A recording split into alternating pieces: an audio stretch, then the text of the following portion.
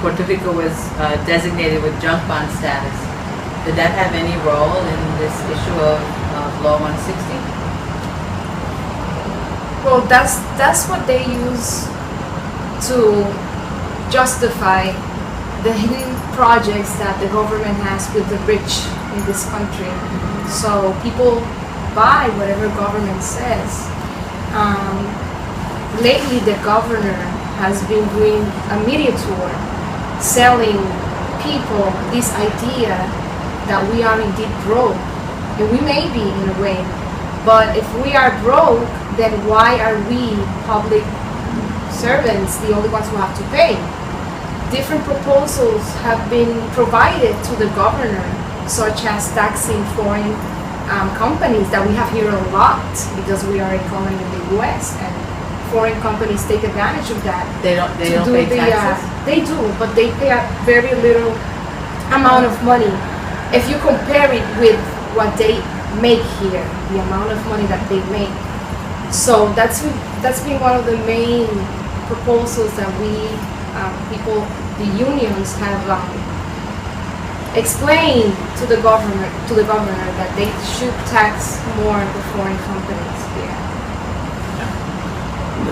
Me? Okay. Sure. For me, the issue of the bonds is linked to the economic crisis that Puerto Rico is facing right now. That is linked to the U.S.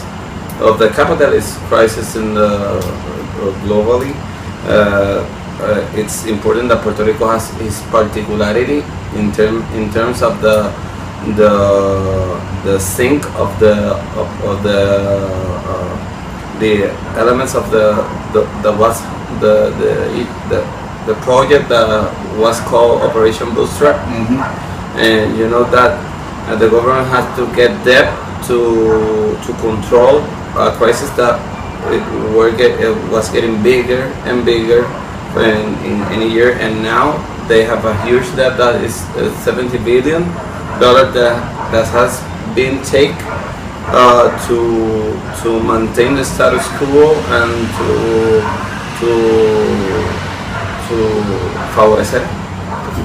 to favor the capitalists in Puerto Rico, and now they are trying to impose the neoliberal reforms and all the austerity projects in the arms of the working class. So in this in that way is practically the same that the issues that we're facing the workers in different places in the U.S. and Puerto Rico.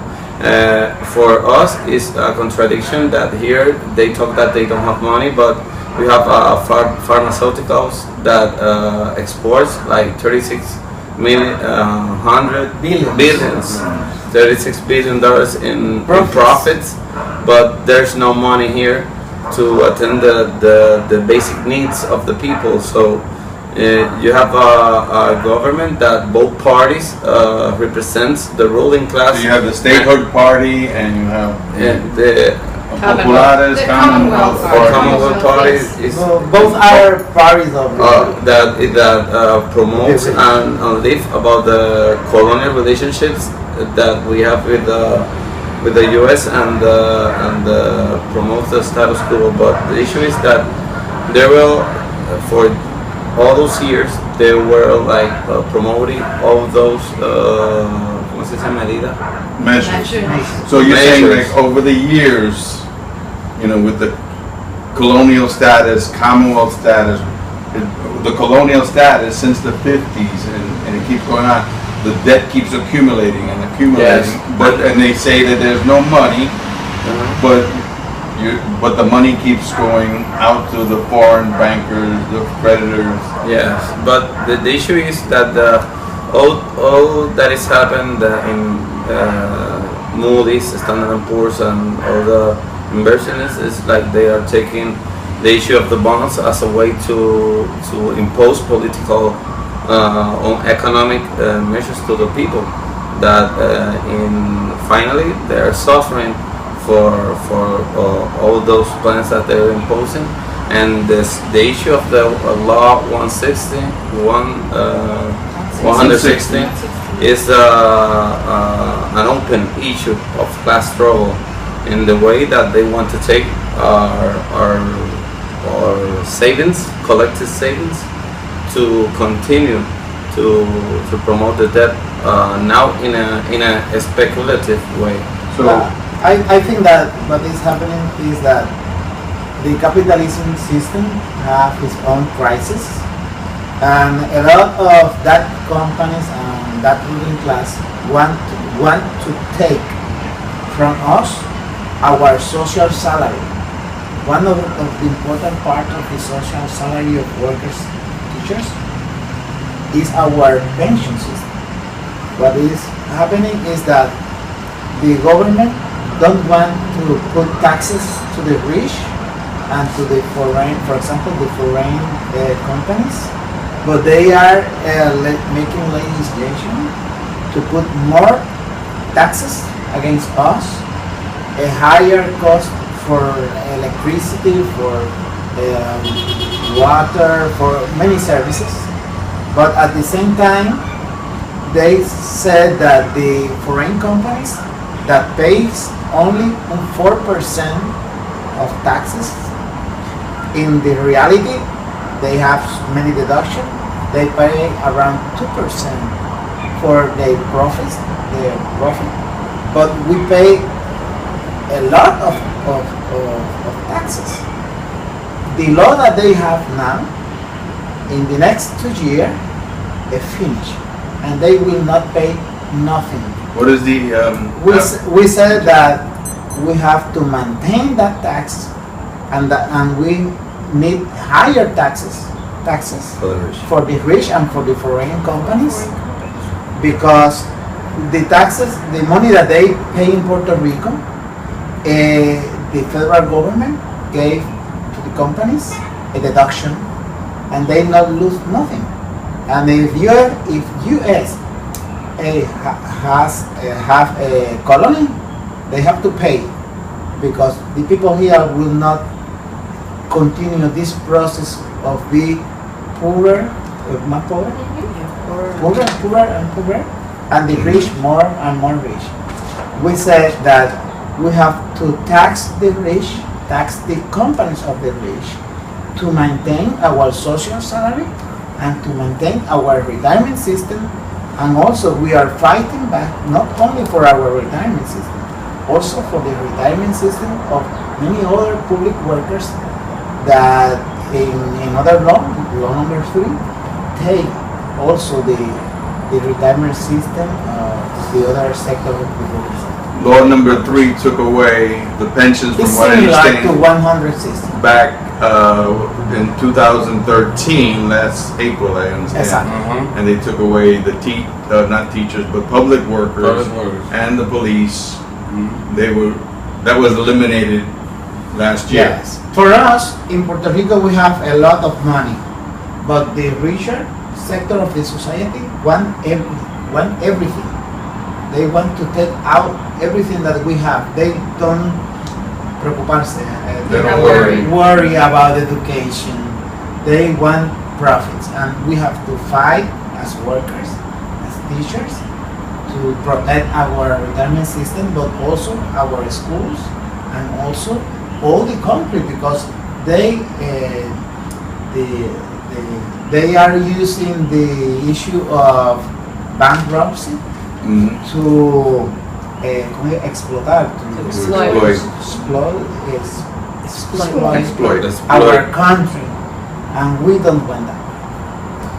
Now let me just say, maybe we could talk a little bit about the impact of the economic, in comillas, in quotes, the crisis on the schools, your school workers, so you could tell us more about that. And I think it's important to note that teachers' salaries in Puerto Rico, in the colony of Puerto Rico, are very low compared to that in like New York City. The prices are very high, cost of living is very high.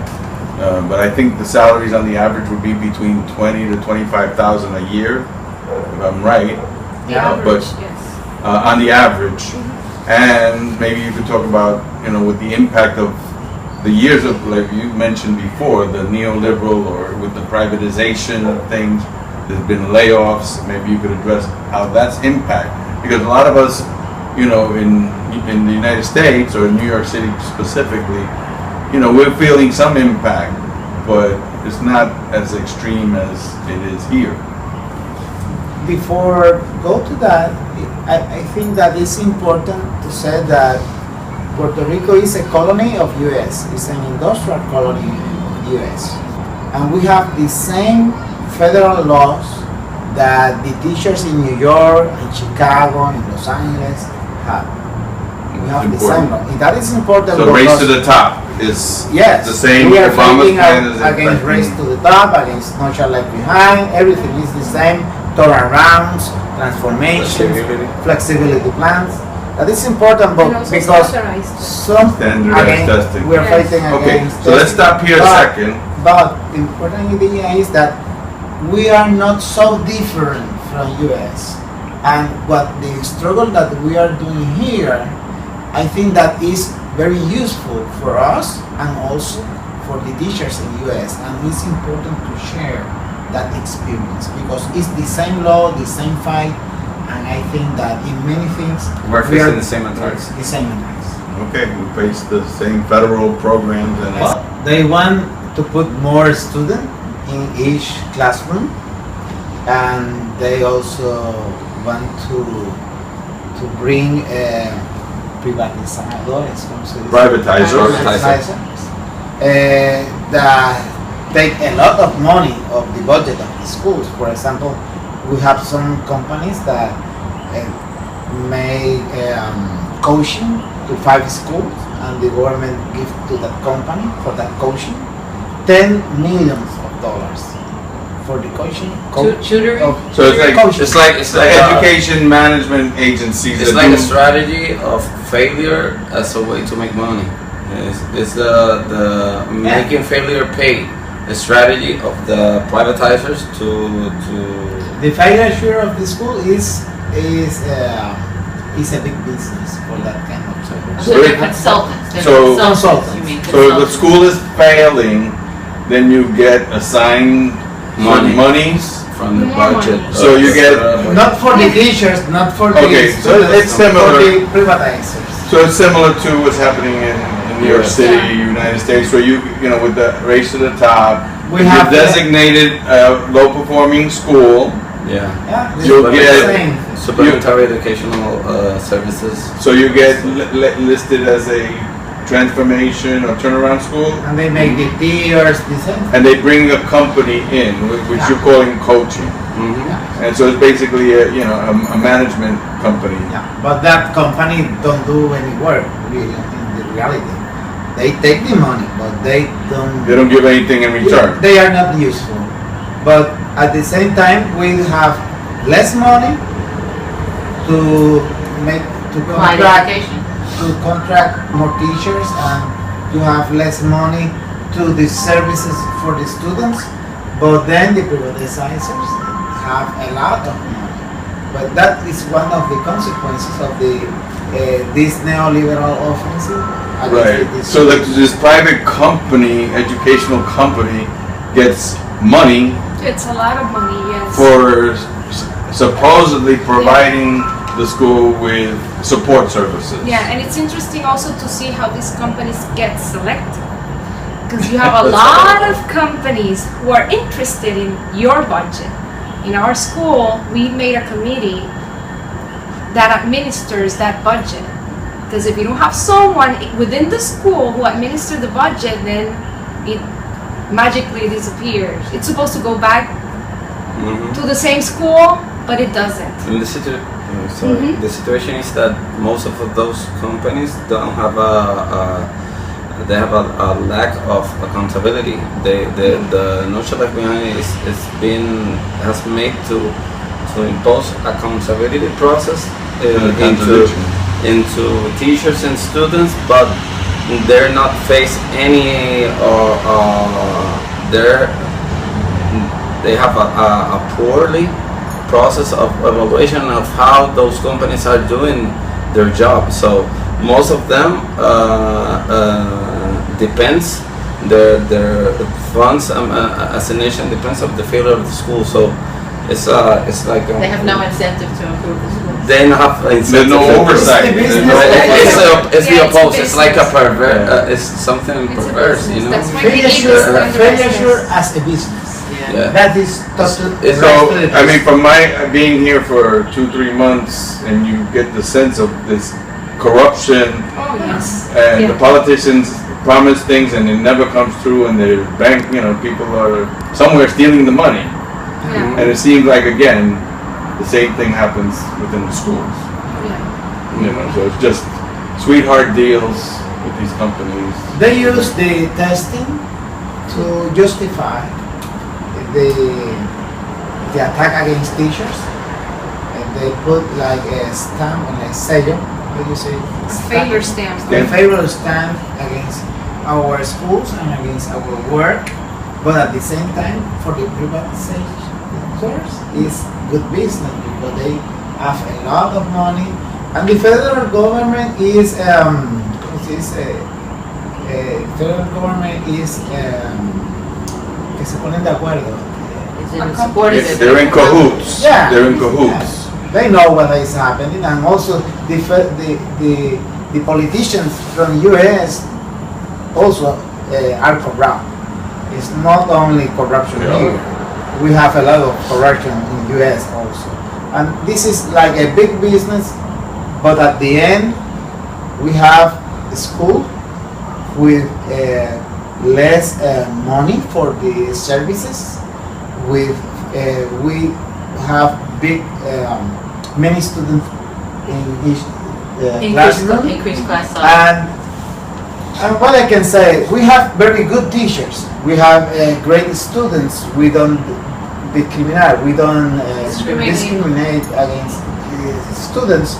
But the reality is that this business, these privatizers, are taking the money of our students, of our teachers, and for the money that makes services for the community to make profit, and that is a big problem.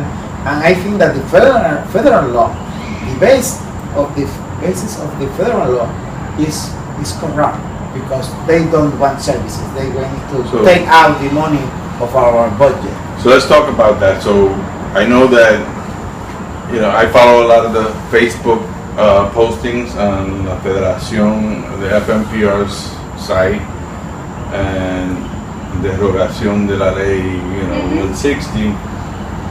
You post a lot of things. Schools are being closed like every day. If it's not one, it's more than one school every day. So what are teachers complaining about? Yeah, again, the excuse is that we don't have enough money to pay all the schools, so they're telling us, teachers and parents as well, that this school is going to be shut down because we don't have money to operate that school. However, students next year are going to be in a room packed with 40 plus students within the same classroom. And the government started already doing that without consulting, without doing the appropriate studies for that, Like without flexibility. Yes, That's and part of without studying the physical structures of the schools.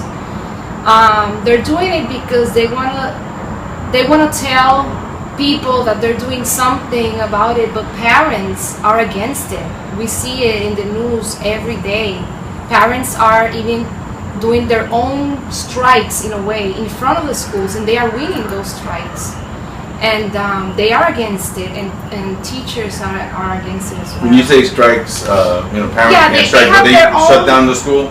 Yeah, in a way, they feel like they are part of the schools because their children are students there, And they feel that they need to be accounted for those decisions that the government makes. Is there a lot of partnership between parents and teachers in Puerto Rico? Is there support? Parents and teachers? Yes, especially with this last attack from the government. Parents and teachers have become more close because they are aware of the injustices that the government is making. And usually teachers are part of the community.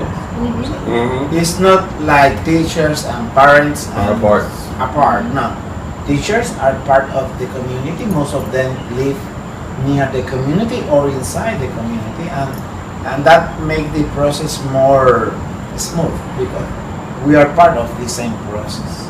And the schools that remain open, we've heard that the physical conditions in some of these schools are very, very difficult. That there's peeling ceilings and sometimes. The structures of the schools, the physical structures are very poor. They're not very well maintained because the kids of the rich don't go there. So the government don't pay attention to that. They do have the money to fix the schools, but our students are secondary to that.